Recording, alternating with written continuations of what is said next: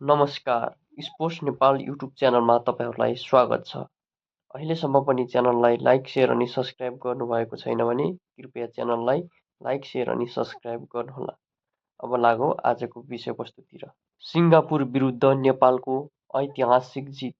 जिलेस्पिजङ कार्कीको गोलमा नेपालले सिङ्गापुर विरुद्ध ऐतिहासिक जित हासिल गरेको छ।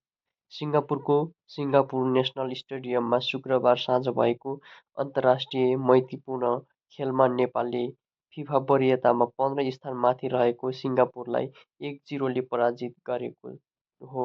जिलेस्पीले खेलको 12 मिनेटमा गोल गर्दै अग्रता दिलाएका थिए। मनिष डाङ्गीको क्रसमा जिलेस्पीले पेनाल्टी बक्समा वान टच गोल गरेका हुन्। त्यसपछि पनि नेपालले खेलमा गोल गर्ने मौका पाएको थियो, तर सदुपयोग भएन।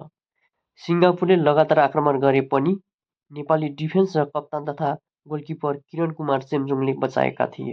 एएफसी एसियन कप छनौट अन्तर्गत मलेसिया विरुद्धको खेलअघि नेपालले तयारी स्वरूप सिङ्गापुर विरुद्ध मैत्रीपूर्ण खेल खेलेको हो। यसअघि नेपालले सिङ्गापुरलाई एकपटक पनि हराउन सकेको थिएन। विगतमा 3 खेलमा नेपाल सिङ्गापुरसँग पराजित भएको थियो भने एक खेलमा नेपाल र सिङ्गापुरले बराबरी खेलेको थियो। नेपालले अब एसियन कप छनौटका लागि 25 मार्चमा मलेसियासँग उसकै मैदानमा खेल्नेछ र सिङ्गापुर विरुद्धको यो ऐतिहासिक जितको लागि नेपाली टिमलाई बधाई छ। यस्तै नेपाली खेलकुद सम्बन्धी विभिन्न जानकारीका लागि स्पोर्ट्स नेपाल युट्युब च्यानललाई लाइक, सेयर अनि सब्सक्राइब गर्न नभुल्नुहोला भन्दै यो भिडियोबाट बिदा हुन चाहन्छौँ। धन्यवाद। जय देश, जय नेपाली खेलकुद।